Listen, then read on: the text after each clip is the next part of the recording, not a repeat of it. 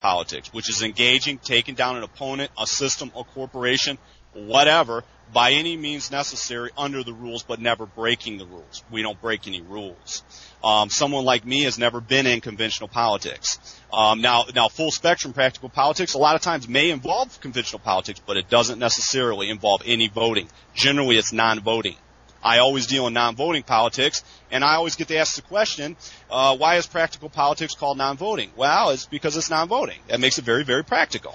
All right, now, we're almost out of time. I mean, we've got like 10 minutes left here, but there's something that I want you to touch on. I know you can't go through the whole thing in this short period of time, but one of the most interesting shows that I've heard you do so far, and I haven't listened to them all, related to the situation over there in Russia.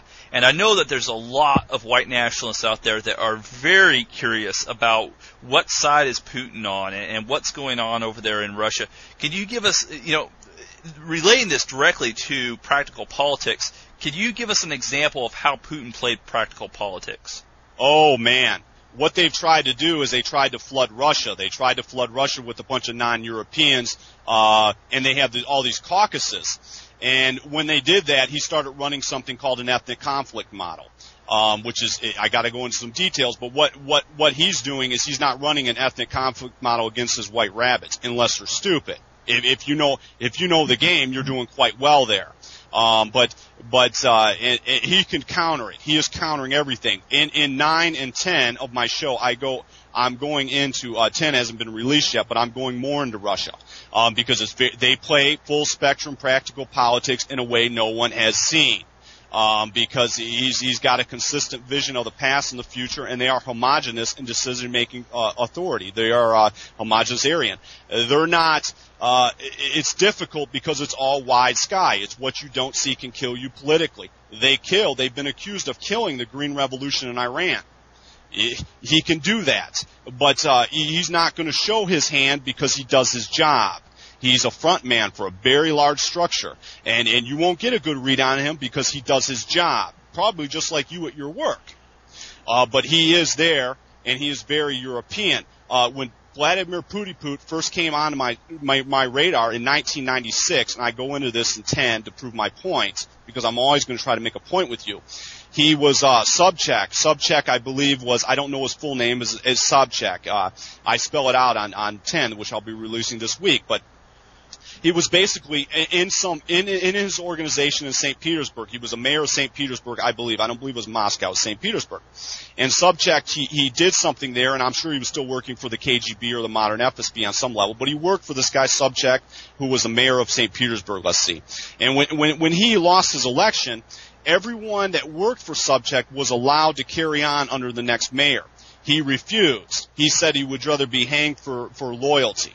And he refused to work for them. He is extremely loyal to Europeans. So don't think just because you don't read the maneuvers, just listen to Follow the White Rabbit. He is very much there. He is playing a role. How significant he is, I have no idea. For all I know, he could be related to ancient European royalty or something. I don't know.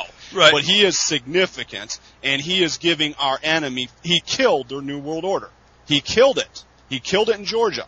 And he is giving them fits as they set up this big scenario they're going into. And I go into this, and it'll fill you in. It'll at least thanking you, letting you think how these guys think. It's letting you think out of the box. Because what you're doing is looking at the world under what you see is what you get. And you're getting a lot of mixed messages. I don't care who you are on Earth. Putin will give you a million mixed messages, but actions speak louder than words. That's exactly right, and I think the thing that we can look at, sometimes we get kind of down, and that's one of the things I love about your show, Horace, is it's so positive always. I mean, it's fuel for our soul. I mean, you can listen to that show, and like I said, there's some things on there that I'm kind of iffy on, but, as far as like the science stuff, but, I mean, I can listen to your show all day long and come away feeling pumped up from it.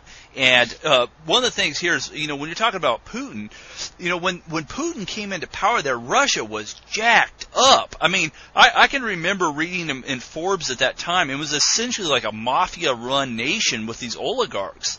And he turned things around in a very short period of time. I mean, at that point, America and a lot of other countries were just writing Russia off as that they would never be a big player again, or at least not for a long time. And he turned that nation around in a very short period of time. So with the right, and he was an ex-KGB guy, and he had these skills that Bob Whitaker has. And you've talked about that before, that, you know, a lot of what the KGB did and what the FBI does and stuff, or the CIA, is not James Bond stuff. It's actually this practical politics. It's pushing this propaganda. Active measures, as they call it in the KGB, the old KGB and the modern FSB, activium mer pronacha. That's where I learned it. You can get online. I learned it from communists, and he knows it. He knows how to push buttons. You know, when the Russian nationalists are allowed to say, you're not allowed to say Russia for white people. They're squashing that for human rights reasons and for international reasons. But you're allowed to say Russia for the Russians all day long. Everyone understands that, but the white nationalists. Well, actually, you know what, man? That's something that I've been heavily talking to somebody with around here about that for America for the Americans, and it's kind of a way of backdooring the race issue. Oh, sure it is. And you can go to town once you understand the concepts, the game in front of you, you can play it, but you don't understand baseball. Every white nationalist understands basketball because that's what everyone talks about. We're going to blow up this, we're going to blow up that. Timothy McVeigh didn't bring down the government, he blew up a government building. Al-Qaeda didn't bring down the government or whoever else. Whoever blew up the World Trade Center, let's assume it's Al-Qaeda. We don't get into conspiracies because peas in a pod don't have to conspire.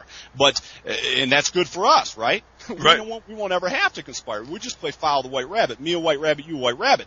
But that didn't bring down the government. It only reinforces it. Every time anyone gets shot up, and they blame it on white nationalists, all they do is crack down harder. That's how closed society works. You bring it down with sound. Now, Yugoslavia happened after the Berlin Wall several years later. That can happen. Don't think some war concept can't come down. But let's face it, ladies and gentlemen, I have the largest army the world's ever seen in America, and Russia is right there, too. So we ain't worried about wars. Right. We're worried about making them go. We're worried about turning their head and making things go our direction. But it doesn't start with anything violent. It starts with sound. And sound is every bit more vicious and cutting than a bullet. And that's the way this game is played.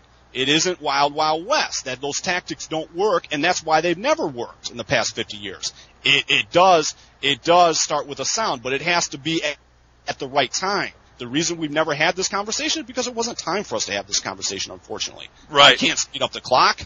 Right. And, there's a wave coming, and you and I, we're all trying to ride it because and it's not what I do or what Horace does. This thing's coming no matter what we do. It's just where we're going to position ourselves on it.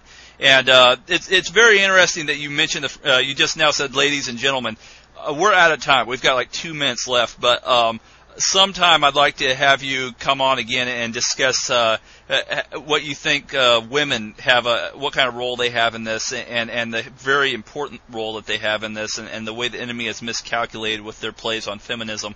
Oh my! Yeah, that's a whole new. Follow the White Rabbit is a game that girls and women play more than anyone else. Vladimir Putin did not come to power, in my opinion, on what males were doing. They were playing Follow the Russian Rabbit. They were using basically what women do in the office when they get together and run a game on a bunch of men. Women do it better than anyone else, and our enemy has miscalculated time and time again over this. That's right, and we're out of time here. But I wanted to make this one last point and agree with Horace. There is that when you talk about violence or things like that, like you said, Timothy McVeigh, all the terrorists, the government just feeds off of that stuff. That's the game that they know how to play the best. Or the establishment, that is their game. They've got more guns, they've got more bullets, they've got more bombs, and so they want to play that game. The game they don't want to play is this practical politics. They do not want you playing baseball. They don't want you. That's why you won't see Bob Whitaker is not. They don't investigate him or harm him, or there's nothing they can do about him. But they don't want you knowing he exists. They don't want you listening to something like me, because we don't play basketball. Basketball is a different game. Right. Basketball may come back. Basketball is doing anything violent, dealing steel. Wild Wild West will always come back. That may be in fashion somewhere. It may come back, but we have to play baseball. And what we're teaching you to do is to play baseball. Right. And they play baseball. They want you playing basketball because you'll never win. Right. All right, we got to cut it off there. Thanks for coming on, Lord Nelson. Okay. And thanks for coming on, Horace. And everybody check out Follow the White Rabbit and Bob Whitaker's site. And until next week, walk tall, stay proud, and don't give them an inch.